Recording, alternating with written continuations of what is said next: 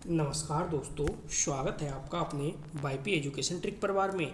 हमारा उद्देश्य है आपकी तैयारी को आसान बनाना ताकि आप हर कॉन्सेप्ट को स्पष्ट रूप से समझ सकें। तो आज की वीडियो बहुत ही महत्वपूर्ण होने वाली है। अगर आप यूपी टेट का एग्ज़ाम देने जा रहे हैं, अगर आपका पेपर 1 है या फिर पेपर 2 है, तो ये वीडियो दोनों के लिए है। टॉपिक का नाम है, देखिए, micro teaching. Micro teaching DElEd में भी होता है और आपका बीएड में भी कराया जाता है। तो यहाँ से भी क्वेश्चन खूब एग्जाम में पूछे जाते हैं। तो इस वीडियो के अंदर टाइम भी देखिए 36 मिनट BS 45 मिनट, सारे डाउट आपके इस वीडियो के अंदर जो है वो क्लियर हो जाएंगे। पूरा चक्र समझेंगे, पूरे चक्र को समझेंगे बेहतरीन तरीके से और ट्रिक से आसान भाषा में याद करेंगे। पिछली परीक्षाओं में पूछे गए प्रश्न को भी सॉल्व करेंगे और इसमें हमने नए प्रश्न भी ऐड किए हैं, यानी क्वेश्चन आंसर टेस्ट सीरीज भी अपने लोग इस वीडियो में लगाने वाले हैं। तो आप वीडियो को शुरू से लेकर अंत तक देखना, क्योंकि ये वीडियो आपके लिए बहुत ही महत्वपूर्ण है। वाईपी एजुकेशन ट्रिक चैनल पे आप पहली बार आए हैं तो चैनल को सब्सक्राइब अवश्य करिएगा। चलिए बिना किसी देरी के करते हैं वीडियो को स्टार्ट। तो चलिए आज का जो वीडियो है वो स्टार्ट हो चुका है। जैसा कि देखिए आप स्क्रीन पर देख रहे होंगे, सूक्ष्म शिक्षण यानी माइक्रो टीचिंग। सबसे पहले आप ये समझो कि सूक्ष्म, यहाँ पे लिखा है सूक्ष्म। सूक्ष्म का क्या मतलब होता है, तो आप कहोगे सूक्ष्म का मतलब होता है छोटा, ठीक है। और यहाँ पे शिक्षण है तो शिक्षण का मतलब शिक्षण, यानी छोटा शिक्षण, यह कह सकते हो सूक्ष्म शिक्षण, ठीक है। आगे देखिए इसकी डिफिनेशन क्या है, परिभाषा दे रखी है। तो एलन के अनुसार, WD एलन के अनुसार जो परिभाषा है यानी जो डिफिनेशन है वो क्या है, समझो। देखो, सूक्ष्म शिक्षण यानी माइक्रो टीचिंग जो शिक्षण की एक ऐसी तकनीक है, सूक्ष्म शिक्षण है, शिक्षण की एक ऐसी तकनीक है जिसमें शिक्षण कौशल का सीमित समय में, किसमें, सीमित समय में सीमित संख्या के विद्यार्थियों के साथ अभ्यास किया जाता है एवं उसके सुधार के लिए प्रतिक्रिया प्राप्त की जाती है, सूक्ष्म शिक्षण कहलाता है। तो WD एलन की परिभाषा क्या है, सूक्ष्म शिक्षण शिक्षण की एक तकनीक है जिसमें शिक्षण कौशलों का सीमित समय में सीमित संख्या के विद्यार्थियों के साथ अभ्यास किया जाता है एवं उसके सुधार के लिए क्या है, प्रतिक्रिया दी जाती है। क्वेश्चन पेपर में पूछा जाएगा, आप ये बताओ जो सूक्ष्म शिक्षण है इसके जनक कौन है, तो आपका आंसर होगा WD एलन, यानी WD एलन है वो सूक्ष्म शिक्षण के जनक हैं। ये बात आपको ध्यान में रखनी है, ठीक है। लेकिन एक बात और आपको बता दें, देखिए इनके जो सहयोगी हैं तो एचिसन का भी नाम आता है तथा ब्रुस का भी नाम आता है, ठीक है। एचिसन को भी ध्यान रखना है, वो इनके सहयोग करता थे।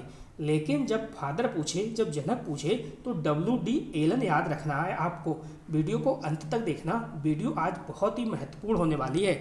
चलिए अगली स्लाइड पे आपको लेके चलते हैं।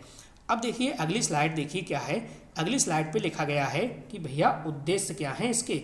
तो समझो पहले उद्देश्य क्या है, एक एक चीज़ को बारीकी से समझेंगे जिससे कि कहीं से भी क्वेश्चन बनेगा तो आपका गलत नहीं होगा। देखो इसका माइक्रो टीचिंग है, माइक्रो टीचिंग कराने का उद्देश्य क्या होता है, तो देखिए शिक्षण कौशलों का विकास करना। क्या काम होता है कि भैया आपने एडमिशन लिया बीएड में, आपने एडमिशन लिया डीएलएड में, ठीक है। तो सबसे पहले ये बात आती है कि माइक्रो टीचिंग आखिर क्यों करे बच्चा माइक्रो टीचिंग जो है वो क्यों करे। तो उसका उद्देश्य ये है कि बच्चे के अंदर जो है शिक्षण कौशल का विकास करना है, शिक्षण कौशल को डेवलप कराना है। नेक्स्ट देखिए, शिक्षण प्रक्रिया को अधिक प्रभावी बनाना, यानी शिक्षण प्रक्रिया को अधिक प्रभावी बनाने के लिए किया जाता है माइक्रो टीचिंग, ठीक है। तो ये भी इसका एक उद्देश्य है। शिक्षण की कमियों को दूर करना, यानी शिक्षण की कमियों को दूर करना, यह भी एक उद्देश्य है। यानी माइक्रो टीचिंग जब आप करोगे तो क्या क्या गलतियां कर रहे हो, क्या क्या कमियां कर रहे हो, तो माइक्रो टीचिंग के माध्यम से शिक्षण की कमियों को दूर किया जाएगा। नेक्स्ट है आत्मविश्वास एवं दक्षता में वृद्धि। आपके अंदर जब आप माइक्रो टीचिंग में भाग लेंगे, माइक्रो टीचिंग करेंगे तो आत्मविश्वास भी बढ़ेगा और दक्षता में जो है वो वृद्धि होगी। नेक्स्ट है अच्छे शिक्षकों की तैयारी करना, ठीक है। इससे जो शिक्षक होंगे वो अच्छे शिक्षक तैयार होंगे। आपने देखा होगा कुछ लोग बीएड घर बैठे कर लेते हैं या फिर डीएलएड घर बैठे कर लेते हैं, जो कॉलेज नहीं जाते हैं, तो उनके अंदर ये वाला जो गुण है वो नहीं डेवलप हो पाता है। आपने देखा होगा जब वो फाइनल टीचिंग करने जाते हैं तो सही से बोर्ड पे खड़े भी नहीं हो पाते, ठीक है। या मुंह से हंसी निकल जाएगी, यही कह के छूट जाते हैं कि सर हमसे नहीं होगा। और आपने देखा होगा कि ऐसे लोग लाखों की संख्या में होते हैं हर बार, ठीक है। तो माइक्रो टीचिंग का उद्देश्य क्या था? उद्देश्य यही था कि भाई शिक्षण कौशल का विकास करना है, शिक्षण प्रक्रिया को अधिक प्रभावी बनाना है, शिक्षण की कमियों को दूर करना है, आत्मविश्वास एवं दक्षता में वृद्धि करना है, अच्छे शिक्षकों की तैयारी करना है। तो आपने इस स्लाइड को भी समझ लिया। आपको देखिए बता दें, हम वाईपी एजुकेशन ट्रिक चैनल पे CDP यानी बाल विकास और संस्कृत की बेहतरीन क्लासें चल रही हैं। दोनों की हमने प्लेलिस्ट बना दी है। आप एक एक वीडियो को प्ले लिस्ट पे से जाके देख सकते हैं। प्ले लिस्ट मिलेगी, साइकोलॉजी की जो प्ले लिस्ट है वो टॉप साइकोलॉजी के नाम से मिलेगी, और संस्कृत की भी प्ले लिस्ट आपको वहाँ पे मिलेगी। दोनों सब्जेक्ट काफ़ी आपके मजबूत हो जाएंगे। बस आपको चैनल से बने रहना है और चैनल को सब्सक्राइब करना है, ठीक है। अगली स्लाइड देखिए, अगली स्लाइड क्या कह रही है। चलिए, इस स्लाइड को भी समझना बहुत ही महत्वपूर्ण है, क्योंकि यहाँ पे लिखा है, देखिए, सिद्धांत यानी प्रिंसिपल। अब देखो समझो, यहाँ पे आपको करना है अभ्यास का सिद्धांत। क्या करना है? अभ्यास का सिद्धांत, ठीक है। दूसरा जो है वो है एकाग्रता का सिद्धांत, तीसरा है सक्रियता का सिद्धांत, व्यावहारिकता का सिद्धांत, लघु पाठ का सिद्धांत और क्रमिक प्रगति का सिद्धांत। तो ये सिद्धांत भी आपको ध्यान रखने हैं। माइक्रो टीचिंग इन नामों से भी फेमस है, ठीक है। ये आपको ध्यान रखना है। अभ्यास का सिद्धांत, एकाग्रता का सिद्धांत, एकाग्रता बढ़ेगी इससे, ठीक है, सक्रियता का सिद्धांत, व्यावहारिकता का सिद्धांत, लघु पाठ का सिद्धांत और क्रमिक प्रगति का सिद्धांत। चलिए, आपको अगली स्लाइड पे लेके चलते हैं। अब देखिए इसके लाभ क्या है, यानी बच्चा माइक्रो टीचिंग में भाग ले तो क्यों ले और क्यों करे वो माइक्रो टीचिंग, ठीक है। फाइनल वो पेपर ना देगा, फाइनल पेपर देके B.Ed की D.Ed की मार्कशीट मिल जाएगी उसे, वो माइक्रो टीचिंग आखिर क्यों करे, ठीक है। सबसे पहला सवाल यही बनता है। तो देखो, माइक्रो टीचिंग क्यों करेगा बच्चा? क्योंकि उससे काफ़ी लाभ आपको मिलने वाले हैं। कौन कौन से लाभ मिलेंगे समझो। देखो, कौशलों में निपुणता आएगी, यानी जो आपके अंदर जो स्किल डेवलप होंगी उसमें निपुणता आएगी। समय और ऊर्जा की बचत होती है, किससे? माइक्रो टीचिंग से, क्योंकि माइक्रो टीचिंग जो है वो कम समय में होता है, ठीक है, कम बच्चों के साथ होता है। ये बात आपको ध्यान में रखनी है। तो वहाँ पे हेजिटेशन भी दूर होती है आपके अंदर, ठीक है, सारी चीज़ें आपके अंदर डेवलप कराई जाती हैं। तो समय और ऊर्जा की बचत होती है माइक्रो टीचिंग में। त्रुटियों का सुधार होता है, यानी सबसे अच्छा पॉइंट यही है, त्रुटियों का सुधार होता है। जो आप गलतियाँ वहाँ पे करते हैं टीचिंग करने में, ठीक है, टीचिंग करने में, लेसन प्लान बनाने में, ठीक है, या फीडबैक वगैरह में, तो उन गलतियों को सुधारने का आपको मौका मिलता है। तो ये पॉइंट बहुत ही बेहतरीन पॉइंट है। नेक्स्ट देखिए, आत्मविश्वास बढ़ता है। बिल्कुल सही बात है। जब आप माइक्रो टीचिंग करते हैं तो आपके अंदर जो है आत्मविश्वास बढ़ता है, क्योंकि पहले कभी भी बच्चे ने टीचिंग नहीं की होती है। तो जब बच्चे को सिखाया जाता है तो सबसे पहले माइक्रो टीचिंग कराई जाती है। यानी माइक्रो टीचिंग का मतलब है छोटा शिक्षण होगा, कम बच्चों में होगा, 5 से 10 बच्चों में होगा, ठीक है, और कम समय का होगा। तो ये बात आपको ध्यान में रखनी है। सारे पॉइंट आपके बहुत ही अच्छे पॉइंट हैं, कहीं से भी पेपर में कुछ भी पूछा जा सकता है। तो इस वीडियो के अंदर मैंने कुछ भी छोड़ा नहीं है ऐसा। नेक्स्ट है, शिक्षण जो है वो अधिक प्रभावी बनता है।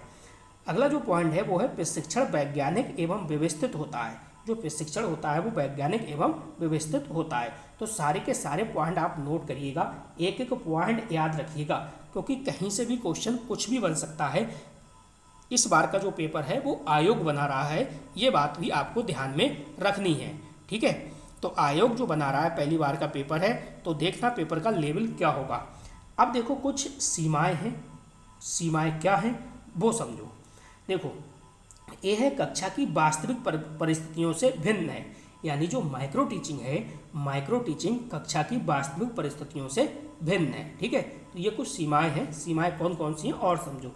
इसमें केवल कुछ कौशलों का ही अभ्यास होता है।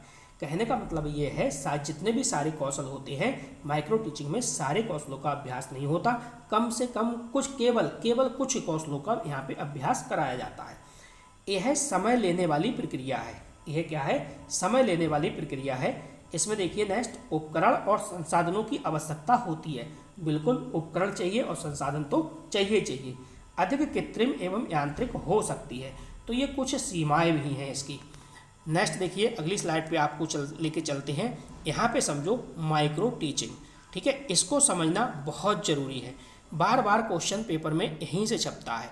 ठीक है, तो सबसे पहले ये समझो आप, यहाँ पे लिखा है, देखिए हमने क्या लिखा है दोस्तों, यहाँ पे हमने लिखा है माइक्रो टीचिंग, यहाँ पे देखिए लिखा हुआ है माइक्रो टीचिंग, इसको समझना बहुत ज़रूरी है।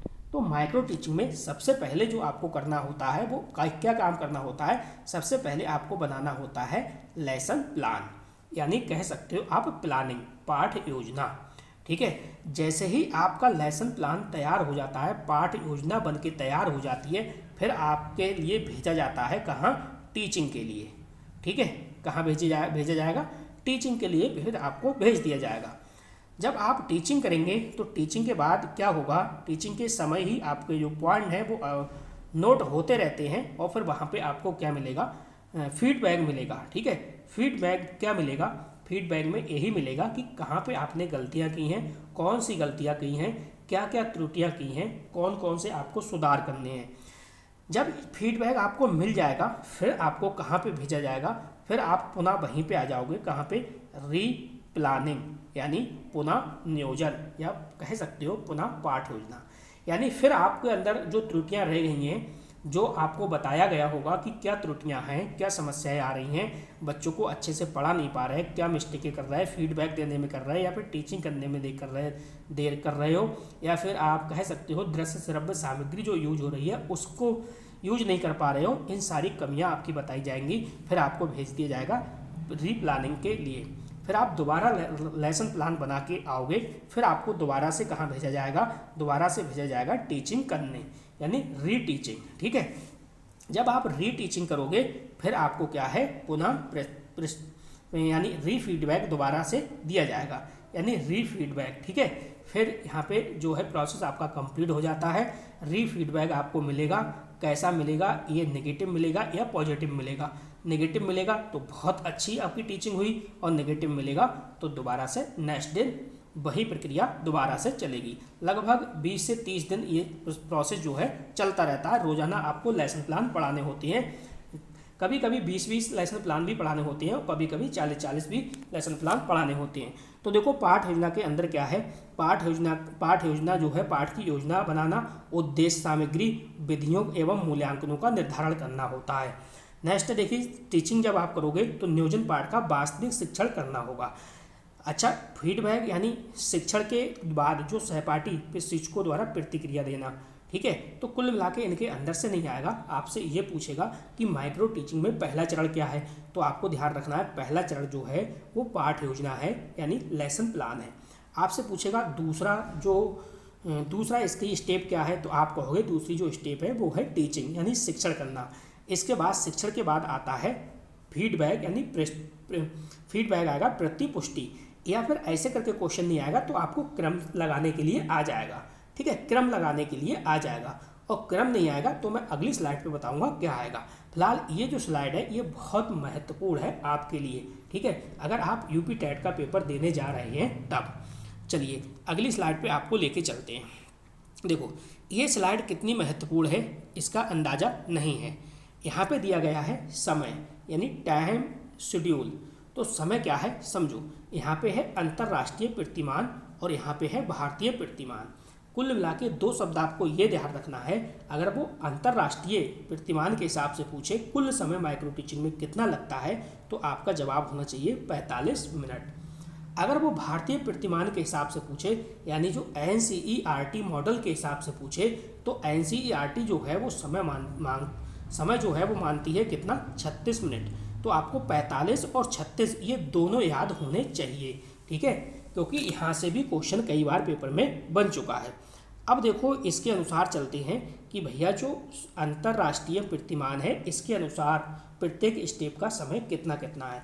देखो पाठ योजना में यहाँ पे 5 मिनट लगेंगे, और टीचिंग में लगते हैं 5 मिनट, और फीडबैक में 10 मिनट, इसके बाद री प्लानिंग में 5 मिनट, री टीचिंग में 5 मिनट, और री फीडबैक में 10 मिनट। कुल मिला के 45 मिनट का समय आपको ये याद रखना है 101%। इसके बाद देखो यहाँ पे NCERT क्या कहती है, यानी टीचिंग में 6 मिनट का समय लगता है, और फीडबैक देना है तो उसमें भी 6 मिनट, इसके बाद री प्लानिंग में 12 मिनट का समय लगेगा, और रीटीचिंग में 6 मिनट का, इसके बाद रीफीडबैक में 6 मिनट का, कुल मिला के जो समय लगेगा वो 36 मिनट लगेगा। ठीक है, तो ये चीज़ें आपको ध्यान रखनी है, 45 मिनट और 36 मिनट। ठीक, चलिए ये स्लाइड आपकी समझ में आ गई होगी। आपको आगे की ओर लेके चलते हैं। चलिए अब देखो यहाँ पे समझो माइक्रो शिक्षण के कौशल यानी टीचिंग स्किल। देखो अब देखो यहाँ पे क्या है, थोड़े से पॉइंट हैं, इनको अच्छे से समझना है। यानी माइक्रो शिक्षण के कौशल टीचिंग स्किल, तो देखो प्रस्तावना कौशल है, स्पष्टीकरण कौशल है, उदाहरण कौशल है, प्रश्न कौशल है, ब्लैक बोर्ड कौशल है, संकेत कौशल है, पुनर्वलन कौशल है, विविधता कौशल है, समापन कौशल है और कक्षा प्रबंधन कौशल है, यानी क्लासरूम मैनेजमेंट स्किल। ये सारे के सारे पॉइंट आपको याद होना चाहिए, क्योंकि वो एक स्किल देगा, एक देगा 3 नहीं देगा, या फिर 3 देगा 1 नहीं देगा, तो उसमें से आपको छटवा लेगा। ठीक है, उसमें से कहेगा इसमें से है या नहीं है, इस टाइप से क्वेश्चन यहाँ से पूछ लेगा। तो माइक्रो शिक्षण के कौशल आपको याद होने चाहिए सारे के सारे। चलिए आपको अगली स्लाइड पे लेके चलते हैं। अब देखिए एक नज़र में आपको जल्दी से फटाफट ये चीज़ें देख लीजिए। एक नज़र में आपको क्या देखना है, देखिए कौन कौन से क्वेश्चन, संभावित क्वेश्चन हैं वो माइक्रो टीचिंग से बन सकते हैं। तो कौन कौन से क्वेश्चन बन सकते हैं। पहला क्वेश्चन आपका यही है कि सूक्ष्म शिक्षण के जनक कौन है, तो आपका जवाब होना चाहिए WD एलन है। सूक्ष्म शिक्षण यानी माइक्रो टीचिंग के जो जनक हैं वो कौन है, डॉक्टर WD एलन। नेक्स्ट है स्टैनफोर्ड विश्वविद्यालय, अमेरिका में इस तकनीकी का विकास हुआ है। यानी जो माइक्रो टीचिंग है, ये माइक्रो टीचिंग है वो स्टैनफोर्ड विश्वविद्यालय अमेरिका में इस तकनीकी का विकास हुआ है, ये बात आपको ध्यान में रखनी है। भारतीय प्रतिमान यानी NCERT का कुल जो समय है वो 36 मिनट है। कितना मिनट है, 36 मिनट, ये भी बात आपको ध्यान रखनी है। अंतर्राष्ट्रीय प्रतिमान का कुल समय जो है वो 45 मिनट है, तो ये भी पॉइंट आपको याद रखना है। भारतीय प्रतिमान में विद्यार्थियों की जो संख्या होती है वो 5 से 10 होती है, सीमित होती है। यानी जब आप माइक्रो टीचिंग करते हो तो आपके सामने जो बच्चों की संख्या होती है वो 5 से 10 लगभग होती है। ये बात आपको ध्यान में कुछ रखना है आइडिया। इसका उद्देश्य क्या है, यानी माइक्रो टीचिंग का उद्देश्य क्या है, तो एक लाइन में बात याद रखिएगा कि कौशलों में निपुणता एवं शिक्षण में सुधार लाना। कौशलों में निपुणता एवं शिक्षण में सुधार लाना। चलिए ये स्लाइड भी आपके समझ में आ गई होगी। चलिए बात करते हैं अगली स्लाइड पे। अब देखो कुल मिला के इसका निष्कर्ष क्या निकला। ठीक है, तो निष्कर्ष के बारे में थोड़ा सा समझो। निष्कर्ष क्या निकला, देखिए सूक्ष्म शिक्षण एक वैज्ञानिक एवं व्यवस्थित प्रशिक्षण तकनीक है जिससे शिक्षक अपने शिक्षण कौशलों में निरंतर सुधार करता है और एक कुशल, प्रभावी एवं आत्मविश्वासी शिक्षक बनता है।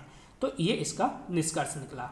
ठीक है, अभी तक आपने वीडियो को लाइक नहीं करा तो वीडियो को लाइक करिए, वीडियो की लिंक को अपने सभी दोस्तों में शेयर भी कीजिएगा और अपना फीडबैक जो है वो अवश्य दीजिएगा कि जो चीज़ें आपको कराई जा रही हैं वो चीज़ें आपके समझ में आ भी रही हैं या फिर नहीं। ठीक है, अब सीधे सीधे चलते हैं और लगाएंगे क्वेश्चन आंसर।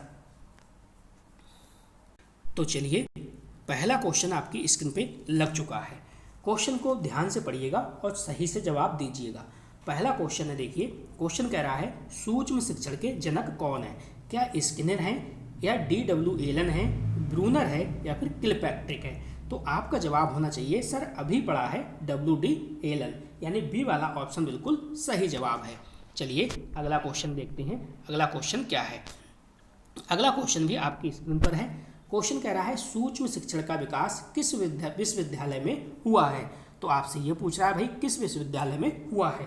क्या वो ऑक्सफोर्ड विश्वविद्यालय है, दिल्ली विश्वविद्यालय, स्टैनफोर्ड विश्वविद्यालय या फिर हार्वर्ड विश्वविद्यालय। तो आपका जवाब होगा कि भैया हमने पढ़ा है स्टैनफोर्ड विश्वविद्यालय, यानी सी वाला ऑप्शन इसका बिल्कुल सही जवाब है। बने रहिएगा अंत तक क्योंकि सारे के सारे क्वेश्चन मैं इस वीडियो में आपको करा दूंगा। ये टॉपिक से कोई भी क्वेश्चन एग्जाम में आएगा 101% आपका सही हो जाएगा। सूक्ष्म शिक्षण क्या है, तो सूक्ष्म शिक्षण क्या है, पूर्ण शिक्षण है या फिर प्रशिक्षण तकनीक है या फिर परीक्षा पद्धति है या अनुशासन प्रणाली है। बताइएगा भैया क्या है ये। यानी सूक्ष्म शिक्षण है, माइक्रो टीचिंग है, तो क्या है। आपका जवाब आना चाहिए बी ऑप्शन, यानी प्रशिक्षण तकनीक है। सूक्ष्म शिक्षण क्या है? प्रशिक्षण तकनीक है। चलो अगला क्वेश्चन देखो, अगला क्वेश्चन क्या कह रहा है? अगला क्वेश्चन बहुत अच्छा है, क्वेश्चन नंबर 4। क्वेश्चन कह रहा है सूक्ष्म शिक्षण में छात्रों की संख्या जो है समानता कितनी होती है? 50 से 60, 30 से 40, 5 से 10 या फिर 70 से 80। तो आपका जवाब जो होना चाहिए, आपका जवाब होना चाहिए सी ऑप्शन, यानी माइक्रो टीचिंग है तो माइक्रो टीचिंग में कम छात्रों की संख्या होती है, लगभग 5 से 10। चलो अगला क्वेश्चन देखो, अगला क्वेश्चन क्या कह रहा है? Question number 5। क्वेश्चन कह रहा है कि भाई आप ये बताओ, सूक्ष्म शिक्षण है, माइक्रो टीचिंग है, मुख्य बल किस पर दिया जाता है? क्या परीक्षा पर, कौशल विकास पर, अनुशासन पर या फिर गृह कार्य पर? तो आपका जवाब क्या होना चाहिए? आपका जवाब होना चाहिए भाई कौशल विकास पर, यानी सूक्ष्म शिक्षण का मुख्य बल जो होता है वो कौशल विकास पर होता है। तो चलिए अगला क्वेश्चन देखिए, अगला क्वेश्चन कह रहा है सूक्ष्म शिक्षण का भारतीय प्रतिमान किस संस्था ने विकसित किया है? क्या वो NCERT है या फिर CBSE है या फिर UGC है या NCTE है? तो आपका सही जवाब होना चाहिए कि NCERT बिल्कुल सही जवाब है। चलो अगला क्वेश्चन देखो, अगला क्वेश्चन क्या है? Question number 7। क्वेश्चन कह रहा है भारतीय प्रतिमान में कुल समय कितना होता है? तो भारतीय प्रतिमान में कुल समय कितना होगा? 45 मिनट, 40 मिनट, 36 मिनट या फिर 30 मिनट? तो आपका जवाब होना चाहिए 30 मिनट होगा, यानी सी ऑप्शन बिल्कुल सही जवाब है। अगला क्वेश्चन देखते हैं क्या है। अगला क्वेश्चन देखिए, क्वेश्चन नंबर 8 आपकी स्क्रीन पर लग चुका है। अंतर्राष्ट्रीय प्रतिमान में कुल समय कितना होता है? 36 मिनट है, 30 मिनट है, 40 मिनट है या फिर 45 मिनट है? तो आपका जवाब क्या होगा? आपका जवाब होगा, देखिए अंतर्राष्ट्रीय की बात कर रहा है तो जाहिर सी बात है 45 मिनट है, डी ऑप्शन सही है। अगला क्वेश्चन देखिए किस प्रकार से क्वेश्चन बनेगा। सीधे सीधे इस क्वेश्चन पे स्टार लगाओ, यहाँ से क्वेश्चन ऐसे ही पेपर में छपेगा, ऐसा ही पेपर पे छपेगा क्वेश्चन, ध्यान रखना। सूक्ष्म शिक्षण का पहला चरण क्या है? तो सूक्ष्म शिक्षण का पहला जो चरण है वो क्या है? क्या शिक्षण है, प्रतिपुष्टि है, पाठ योजना है या फिर आपका पुनः शिक्षण है? तो आप कहोगे पहला क्या है? लेसन प्लान है, यानी पाठ योजना है। ठीक है, सी ऑप्शन इसका बिल्कुल सही जवाब है, ऐसा ही क्वेश्चन पेपर में छपेगा। अगला क्वेश्चन देखो, क्वेश्चन कह रहा है 10वां। क्वेश्चन आपसे ये कह रहा है कि भाई ये बताओ टीचिंग के बाद कौन सा चरण आता है? यानी पहले सबसे पहले क्या आता है? तो सबसे पहले आपने देखा है भाई प्लानिंग, यानी लेसन प्लान। इसके बाद क्या आता है? टीचिंग। और टीचिंग के बाद क्या आता है? फीडबैक, यानी प्रतिपुष्टि। तो इसका सही जवाब क्या होगा? टीचिंग के बाद की बात पूछ रहा है तो प्रतिपुष्टि बिल्कुल सही जवाब है। ऐसे ही क्वेश्चन पेपर में बनेंगे और जब आप वीडियो को अंत तक देखोगे तो एक एक क्वेश्चन आराम से आपके दिमाग में छप जाएगा। चलिए अगला क्वेश्चन, प्रतिपुष्टि का अर्थ क्या है? प्रश्न पूछना, पुनः पढ़ाना, प्रतिक्रिया देना या फिर उपस्थिति लेना? तो सही जवाब क्या होगा? देखिए फीडबैक का जो अर्थ है वो है प्रतिक्रिया देना, यानी सी ऑप्शन इसका बिल्कुल सही जवाब है। अगला क्वेश्चन देखो, अगला क्वेश्चन आपसे ये कह रहा है आप ये बताओ सूक्ष्म शिक्षण में एक समय में कितने कौशलों का अभ्यास कराया जाता है? एक समय की बात कर रहा है, एक समय में कितने कौशलों का अभ्यास जो है वो कराया जाता है? देखो पहला ऑप्शन है 1, दूसरा है 2, सी ऑप्शन है 3 और डी ऑप्शन है 4। तो देखो एक समय में कितने कौशलों का अभ्यास कराया जाएगा? तो यहाँ पे 1 होगा, पहला वाला ऑप्शन सही होगा। अगला देखिए, अगला क्वेश्चन क्या कह रहा है? Question number 13। क्वेश्चन आपसे ये पूछ रहा है आप ये बताओ कि निम्न में से कौन सा सूक्ष्म शिक्षण कौशल है? तो कौन सा सूक्ष्म शिक्षण कौशल है ये आपको बताना है। क्या ये व्याख्यान कौशल या फिर लेखन कौशल, चित्रकला कौशल या फिर गायन कौशल? तो देखो ना तो लेखन कौशल होगा, ना चित्रकला कौशल होगा और ना गायन कौशल होगा। सही जवाब क्या है? व्याख्या कौशल, पहला वाला ऑप्शन सही है। अगला क्वेश्चन देखिए, क्वेश्चन नंबर 14 क्या कह रहा है? देखो क्वेश्चन कह रहा है कि पुनः नियोजन के बाद कौन सा चरण आता है? यानी पुनः नियोजन के बाद की बात ये कर रहा है, तो कौन सा चरण आएगा ये आपको बताना है।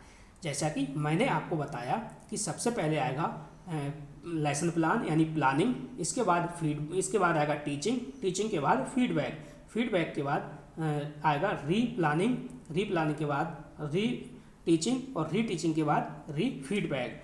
ठीक है, तो यहाँ पे कह रहा है नियोजन के बाद बताओ क्या आएगा, तो आप कहोगे इसमें आएगा सर पुनः शिक्षण, यानी सी ऑप्शन बिल्कुल सही जवाब होगा। अगला क्वेश्चन देखो, क्वेश्चन नंबर 15। चलिए क्वेश्चन नंबर 15 देखिए आपकी स्क्रीन पे लग चुका है। क्वेश्चन नंबर 15 क्या कह रहा है आपसे कि सूक्ष्म शिक्षण में शिक्षण समय, जो शिक्षण का समय समानता कितना होता है, तो शिक्षण का समय आपको बताना है, शिक्षण का समय कितना होता है। ठीक है, तो देखो यहाँ पे कितना होता है, 1 घंटा या फिर 30 मिनट, 5 से 10 मिनट या फिर 25 मिनट। सही जवाब आप कहोगे सही जवाब होगा वो होगा 5 से 10 मिनट। जब आपने बीएड किया होगा तो बीएड में जब माइक्रो टीचिंग की होगी तो क्या स्थिति होती है आपको पता ही है, तू चल मैं आता हूँ, यही वाली स्थिति होती है फाइनल टीचिंग में। चलिए अगला देखिए क्वेश्चन क्या कह रहा है, सूक्ष्म शिक्षण का उद्देश्य क्या है, तो सूक्ष्म शिक्षण का उद्देश्य क्या है, शिक्षक को दंड देना, जी नहीं, शिक्षक को दंड देना नहीं होगा। इसके बाद क्या है, परीक्षा लेना, जी नहीं, परीक्षा लेना भी नहीं है। उपस्थिति बढ़ाना, बिल्कुल नहीं। माइक्रो टीचिंग का उद्देश्य है शिक्षण कौशल विकसित करना, यानी बी ऑप्शन इसका बिल्कुल सही जवाब होगा। अगला क्वेश्चन देखो, क्वेश्चन नंबर 17 क्या कह रहा है, क्वेश्चन नंबर 17 आपसे कह रहा है सूक्ष्म शिक्षण का कौन सा सिद्धांत महत्वपूर्ण है, तो सूक्ष्म शिक्षण का कौन सा सिद्धांत ऐसा है, 4 ऑप्शन दे रखे हैं कि सबसे महत्वपूर्ण होगा, तो अभ्यास का सिद्धांत, जी नहीं, अभ्यास का सिद्धांत इतना महत्वपूर्ण है या नहीं ये आप बताओ। चलिए, युद्ध का कोई मतलब नहीं, राजनीति का कोई मतलब नहीं, दंड का भी कोई मतलब नहीं। माइक्रो टीचिंग का जो महत्वपूर्ण सिद्धांत है वो है अभ्यास का सिद्धांत। ठीक है, ए वाला ही ऑप्शन बिल्कुल सही है। अगला क्वेश्चन, बने रहिए, वीडियो को अंत तक देखिए और आनंद के साथ देखिएगा, बिना दबाव बिना प्रेशर के। सूक्ष्म शिक्षण में त्रुटि सुधार किसके माध्यम से होता है, तो त्रुटि जो सुधार होता है वो किसके माध्यम से होता है, गृह कार्य के, जी नहीं, प्रतिक्रिया के, जी बिल्कुल, प्रतिपुष्टि बिल्कुल सही है, अनुशासन के, जी नहीं, परीक्षा के, बिल्कुल नहीं, तो इसका बी ऑप्शन बिल्कुल सही है। सूक्ष्म शिक्षण में त्रुटि सुधार किसके माध्यम से होता है, प्रतिपुष्टि के माध्यम से होता है। चलिए अगला क्वेश्चन क्या कह रहा है, इसको ध्यान से समझो। सूक्ष्म शिक्षण में कम समय का मुख्य उद्देश्य क्या है, तो कम समय का मुख्य उद्देश्य क्या होता है, क्या समय बचाना है, जी नहीं, समय बचाना नहीं है। विद्यालय बंद करना है, जी नहीं, परीक्षा लेना, बिल्कुल नहीं। कौशलों पर ध्यान केंद्रित करना है, क्या है, कौशलों पर ध्यान केंद्रित करना है, बी ऑप्शन इसका बिल्कुल सटीक और सही जवाब है। अगला क्वेश्चन देखो, क्वेश्चन नंबर 20 क्या कह रहा है, क्वेश्चन नंबर 20 आपसे ये कह रहा है, आप ये बताओ जो ब्लैक बोर्ड स्किल है ये किससे संबंधित है, तो ब्लैक बोर्ड जो स्किल है किससे संबंधित है, ये बात भी आपको पता है। क्या प्रश्न पूछना, जी नहीं, गृह कार्य देना, बिल्कुल नहीं, परीक्षा, बिल्कुल नहीं, तो किससे संबंधित है, ब्लैक बोर्ड प्रयोग, यानी बी ऑप्शन इसका बिल्कुल सही जवाब होगा। अगला क्वेश्चन देखो, क्वेश्चन नंबर 21। चलिए क्वेश्चन क्या कह रहा है, क्वेश्चन को ध्यान से समझना है। सूक्ष्म शिक्षण में पुनः शिक्षण का उद्देश्य क्या है, यानी सूक्ष्म शिक्षण में पूछ रहा है पुनः शिक्षण का उद्देश्य जो है वो क्या है, क्या दंड देना है, जी नहीं, उपस्थिति लेना, बिल्कुल नहीं, परीक्षा लेना, बिल्कुल नहीं, संशोधित शिक्षण करना, ये बी ऑप्शन है बिल्कुल सही है। मैंने एक एक क्वेश्चन को बारीकी से लिया है ताकि कितने भी डीप में जाके क्वेश्चन पूछे आपका क्वेश्चन गलत ना हो। ठीक है, इस बार आयोग पेपर बना रहा है तो लेवल जो है पेपर का अच्छा खासा आएगा, इस बात को भी ध्यान में रखना है। सूक्ष्म शिक्षण में सबसे महत्वपूर्ण तत्व कौन सा माना जाता है, क्या वो उपस्थिति है, प्रतिपुष्टि है, पुस्तक है या फिर गृह कार्य है, बताइएगा। क्वेश्चन नंबर 22 का सही जवाब क्या होगा, तो इसका जो सही जवाब हो जाएगा वो हो जाएगा बी वाला, यानी प्रतिपुष्टि। चलिए अगला क्वेश्चन देखो, अगला क्वेश्चन क्या कह रहा है, क्वेश्चन आपसे ये कह रहा है, आप ये बताओ माइक्रो टीचिंग शब्द का संबंध किससे है, क्या वो शिक्षक प्रशिक्षण से है, राजनीति से है, अर्थशास्त्र से है या फिर व्यापार से है, तो सीधा सीधा इसका आंसर क्या होगा, राजनीति का कोई दूर दूर तक कहीं भी नज़र नहीं आता, अर्थशास्त्र गलत है, व्यापार गलत है, शिक्षक फिर शिक्षण से है माइक्रो टीचिंग का संबंध। पहला वाला ऑप्शन सही है। अगला क्वेश्चन देखिए क्या कह रहा है। क्वेश्चन कह रहा है सूक्ष्म शिक्षण में वास्तविक कक्षा की तुलना में क्या कम होता है, यानी वास्तविक शिक्षण की तुलना में क्या चीज़ कम होती है, ये बात आपसे यहाँ पे पूछ रहा है। क्या वो छात्र संख्या है, पुस्तकें हैं, शिक्षक है या फिर विषय है। तो जाहिर सी बात है आपको इसका आंसर मिल गया होगा, क्योंकि वास्तविक कक्षा की तुलना में यानी जो संख्या होती है वो छात्रों की कम होती है, क्योंकि माइक्रो टीचिंग में तो 5 से लगभग 10 छात्र होते हैं। अगर वैसे क्लास में पढ़ाने जाओगे तो लगभग 30, 40, 45 तक संख्या होगी। ठीक है, तो चलिए अगला क्वेश्चन।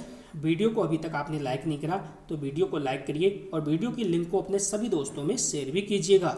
चलिए अगला क्वेश्चन देखो, निम्न में से कौन सा सूक्ष्म शिक्षण का लाभ है। क्या वो आत्मविश्वास बढ़ाना है, अनुशासन प्राप्त करना, अनुशासन समाप्त होना, या फिर विद्यालय बंद होना, या परीक्षा समाप्त होना। तो इसका भी आपको जवाब मिल गया होगा। भैया सूक्ष्म शिक्षण का लाभ जो है वो अनुशासन समाप्त करना नहीं होता, विद्यालय बंद करना नहीं होता, परीक्षा समाप्त होना नहीं होता। क्या होता है, आत्मविश्वास बढ़ाना होता है। पहला वाला ऑप्शन सही है। अगला क्वेश्चन नंबर 26 देखिए क्या कह रहा है। क्वेश्चन कह रहा है सूक्ष्म शिक्षण में रीटीचिंग का अर्थ क्या है, यानी रीटीचिंग है उसका अर्थ क्या है। पुनः पढ़ाना है, प्रश्न पूछना है, परीक्षा लेना है या फिर गृह कार्य देना है। तो जाहिर सी बात है रीटीचिंग का अर्थ ही तो पूछा है, तो इसका मतलब है पुनः पढ़ाना, यानी पहला वाला ऑप्शन यहाँ पे सही है। अगला क्वेश्चन देखो, अगला क्वेश्चन क्या कह रहा है। क्वेश्चन आपसे ये पूछ रहा है, आप ये बताओ सूक्ष्म शिक्षण में संयुक्त कौशलों का अभ्यास किस लिए कराया जाता है। प्रभावी शिक्षण हेतु, खेल हेतु, अनुशासन हेतु या फिर दंड हेतु। तो इसका भी आंसर आपको मिल गया होगा। तो सही जवाब क्या होगा, प्रभावी शिक्षण हेतु। पहला वाला ऑप्शन ही इसका बिल्कुल सही जवाब होगा।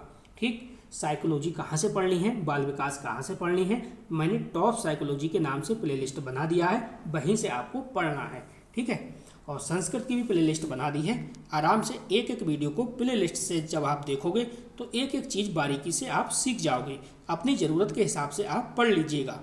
चलिए, सूक्ष्म शिक्षण में कौन सा कौशल छात्रों को प्रेरित करता है।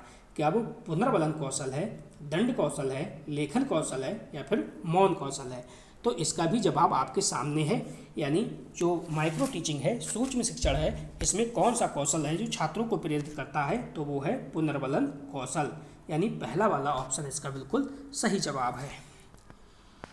चलिए अगला देखिए क्वेश्चन, एक दो क्वेश्चन और हैं, इसके बाद वीडियो एंड है। NCERT मॉडल किससे संबंधित है। तो आपका जवाब क्या होगा बताइए, चारों ऑप्शन आपके सामने हैं। क्या ये अंतर्राष्ट्रीय प्रतिमान है, जी नहीं। अमेरिकी प्रतिमान है, बिल्कुल नहीं। रूसी प्रतिमान है, बिल्कुल नहीं। NCERT मॉडल जो है वो भारतीय प्रतिमान है, पहला वाला ऑप्शन सही है। अगला क्वेश्चन क्या कह रहा है, इसको ध्यान से समझो। क्वेश्चन आपसे ये पूछ रहा है कि सूक्ष्म शिक्षण में कौशलों का अभ्यास कैसे कराया जाता है। तो कौशलों का अभ्यास जो है वो कैसे कराया जाता है, एक साथ सभी, अलग अलग, बिना योजना या बिना प्रतिपुष्टि। तो देखो सूक्ष्म शिक्षण में कौशलों का जो अभ्यास कैसे कराएगा, एक साथ सभी, जी नहीं। ठीक है, बिना योजना के कोई काम नहीं होगा, बिना प्रतिपुष्टि ये भी गलत है। तो ये हो जाएगा बी ऑप्शन, अलग अलग। ठीक है, आपको कमेंट करके बताना है ये वीडियो आज का कैसा लगा। तो आज का वीडियो यहीं पे समाप्त होता है, मिलते हैं न्यू वीडियो में अगले नए टॉपिक के साथ। वीडियो देखने के लिए आपका बहुत बहुत धन्यवाद, मिलते हैं नेक्स्ट वीडियो में। Thank you.